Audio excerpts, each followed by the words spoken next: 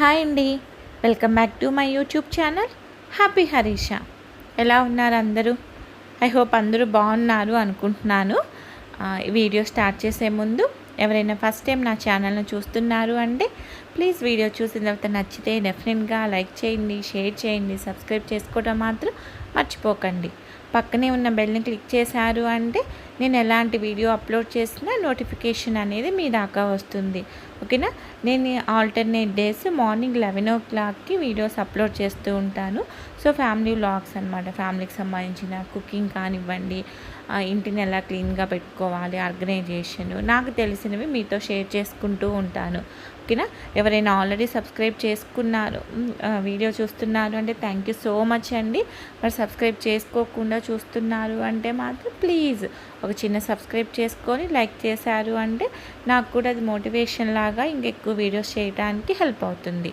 ఓకేనా? Thank you so much for watching. ఇంకా late చేయకుండా వీడియో అయితే స్టార్ట్ చేద్దామా?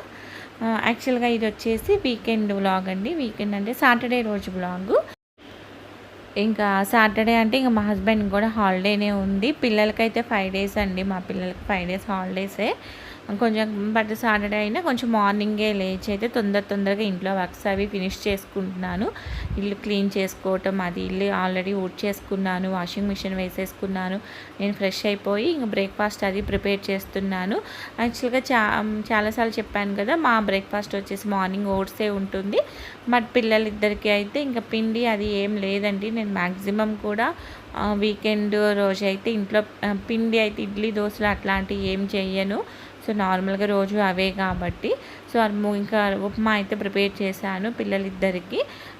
మార్నింగే ఎందుకు చేసుకుంటున్నాము అంటే యాక్చువల్గా ఇంకా మేము మూవీకి అయితే బుక్ చేసుకున్నాము. లక్కీ భాస్కర్ వచ్చింది కదా, సో ఈ ఫెస్టివల్కి అయితే చాలా రిలీజ్ అయినట్లున్నాయి కదా. ఒకటి, ఇంకా లక్కీ భాస్కర్, ఇంకా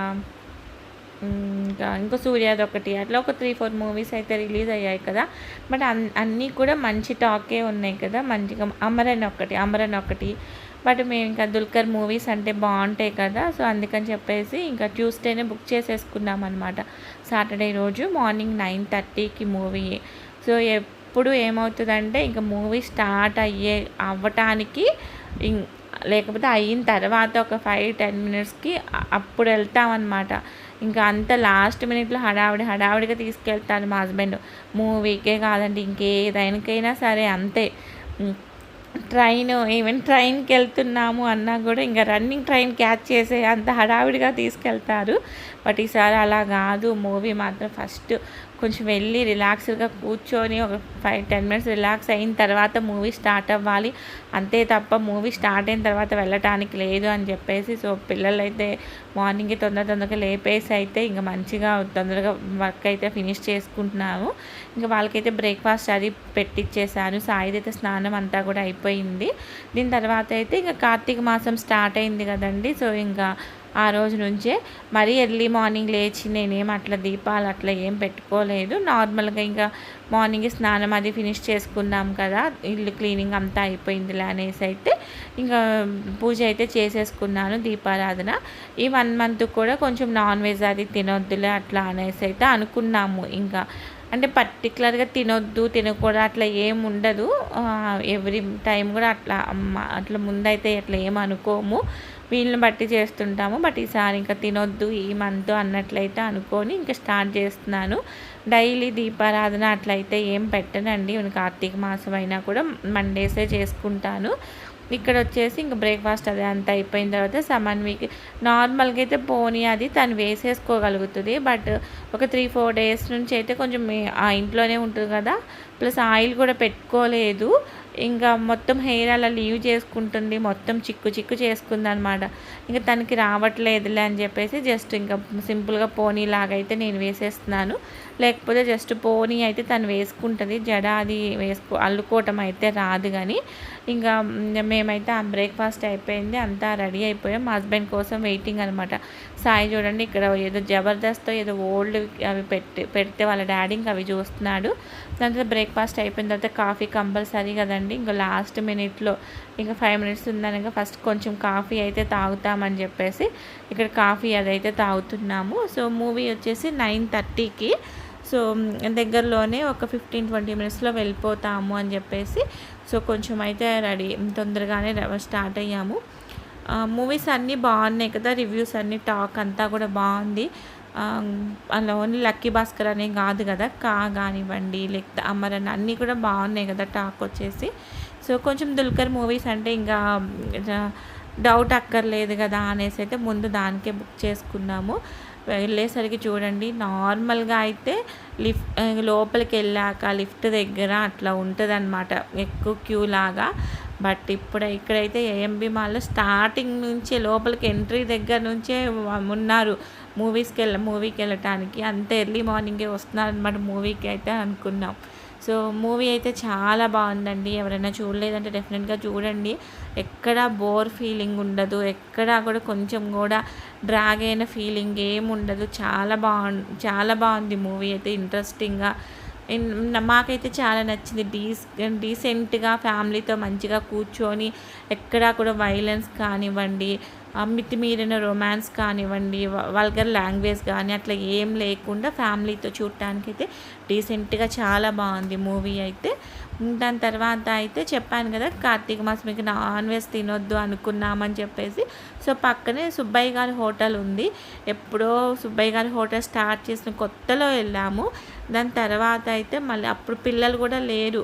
ఐ మీన్ అంటే మేము ఇద్దరమే వెళ్ళాము. మేబీ పిల్లలు స్కూల్కి వెళ్ళారేమో గుర్తులేదు. సో చాలా రోజులు అవుతుంది. సో వేరే హోటల్స్లో అయితే కొంచెం నాన్ వెజ్ అన్నీ క్లబ్ అయి ఉంటాయి కదా, ఇక్కడ వెజిటేరియనే కదా, ఓన్లీ ప్యూర్ వెజ్ కాబట్టి ఫస్ట్ ఇక్కడికి వెళ్దాంలే, చాలా రోజులు అవుతుంది, పిల్లలు కూడా కొంచెం ఎక్స్పీరియన్స్ అయినట్లుంటుంది అని చెప్పేసి వెళ్ళామండి. నిజంగా ఏదో అంటారు కదా ఫుడ్తో చంపేయటం అనేసి, అక్కడైతే అలానే ఉంటుంది. ఐ మీన్ చాలామంది అయితే వెళ్ళే ఉంటారు కదా. ఇంకా వద్దు అన్నా కూడా, ఎందుకంటే మేము సెలెక్టెడ్గా తింటాము, నేనైనా పిల్లలైనా కర్రీస్ కానివ్వండి కొంచెం సెలెక్టెడ్గానే ఉంటుంది. బట్ వాళ్ళైతే ప్రతిదీ పిల్లలు కూడా లేదు కంపల్సరీ ట్రై చేయాలి, ఇది టేస్ట్ చూడు అని చెప్పేసి అతను వాళ్ళ దగ్గరుండి మరీ సర్వ్ చేయటం అదంతా అయితే బాగుంది. లాస్ట్కి అయితే నిజంగా నేను ఇంకా ఎక్కువ తినలేకపోయాను, ఇంకా డన్ అనిపించింది. బాగుంది, ఫుడ్తోనే చంపేయటం అన్నట్లు ఉంటుంది అక్కడ హోటల్కి అక్కడ మాత్రం.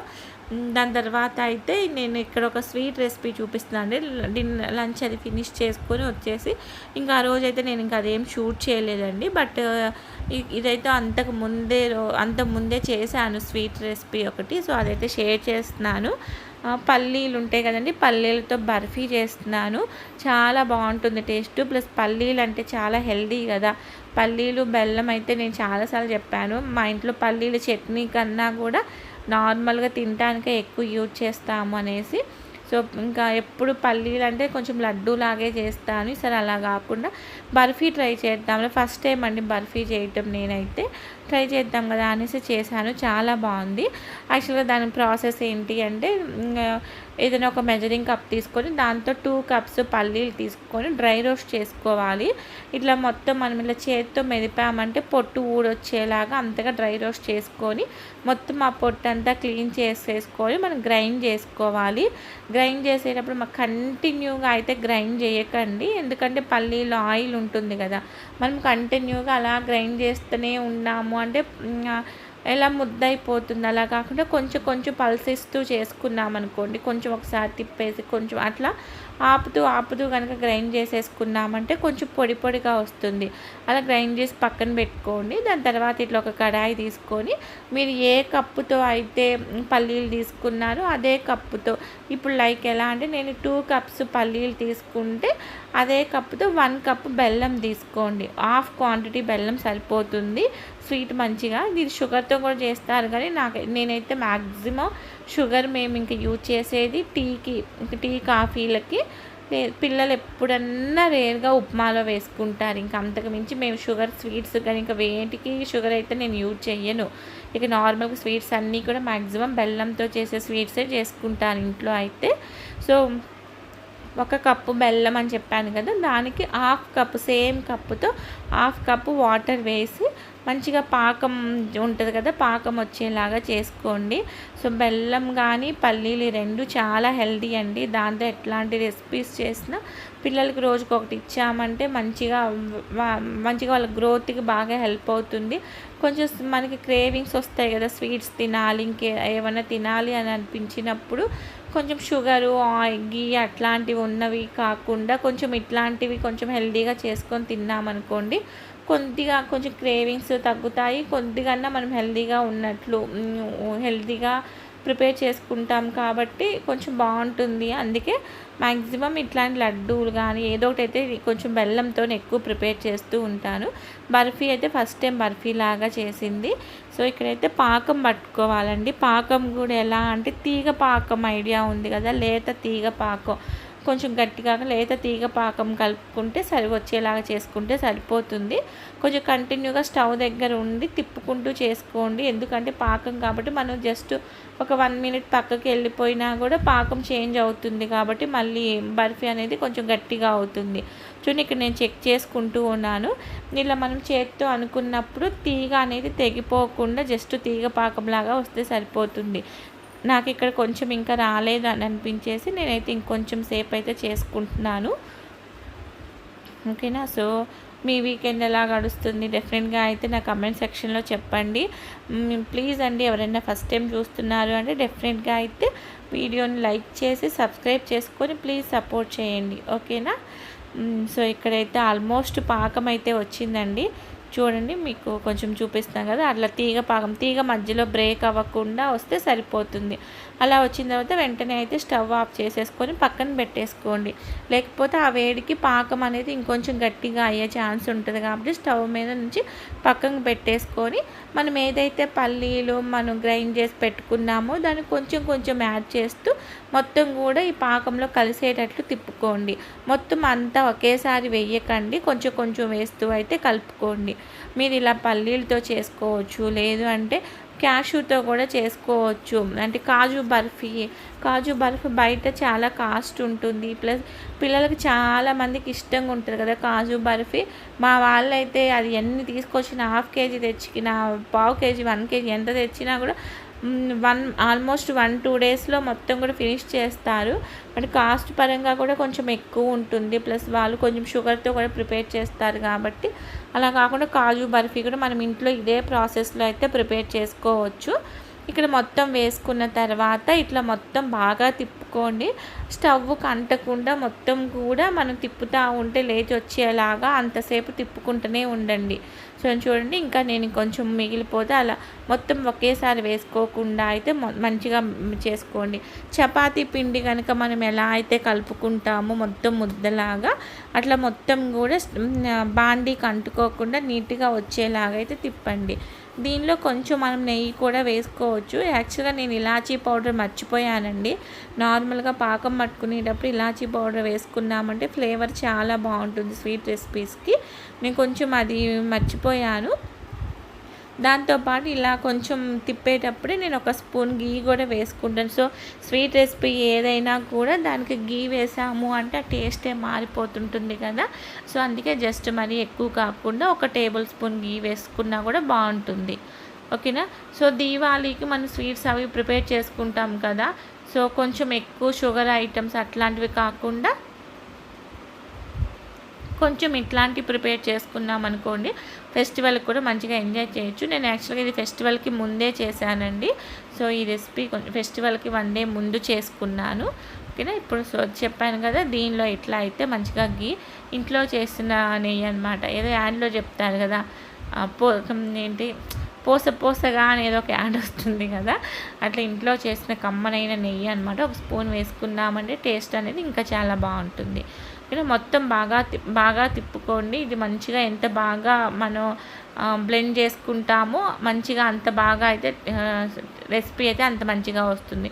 ఓకేనా. మొత్తం బాండీకి అంటకుండా కలుపుకున్న తర్వాత మన దగ్గర కనుక అల్యూమినియం ఫాయిల్ ఉంటుంది కదా, మనం నార్మల్గా స్వీట్స్ వాటికి వస్తాయి, స్వీట్ షాపుల్లో మనం స్వీట్స్ కొంటే కొన్నిటికి వస్తాయి కదా పైన, ఆ ఫాయిల్ మీద అయినా పెట్టుకోవచ్చు. దానికి కొంచెం ఆయిల్ అది అప్లై చేసేసి, నెయ్యి అది అప్లై చేసి, అది లేదు అనుకోండి ఇట్లా ఏదైనా ఒక ప్లేట్ తీసుకొని ఆ ప్లేట్ మీద ఇట్లా నెయ్యి అప్లై చేసామనుకోండి అది అంటుకోకుండా ఉంటుంది.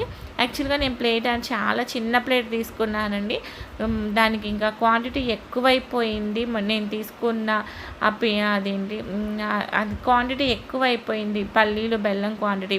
ప్లేట్ ఏమో చాలా చిన్నది అయిపోయింది. అలా కాకుండా కొంచెం వెడల్పు పెద్ద ప్లేట్ తీసుకున్నారనుకోండి, మనం దాన్ని ఇంకా చపాతీలాగా ఒత్తుకున్నప్పుడు కూడా నీట్గా సరిపోతుంది.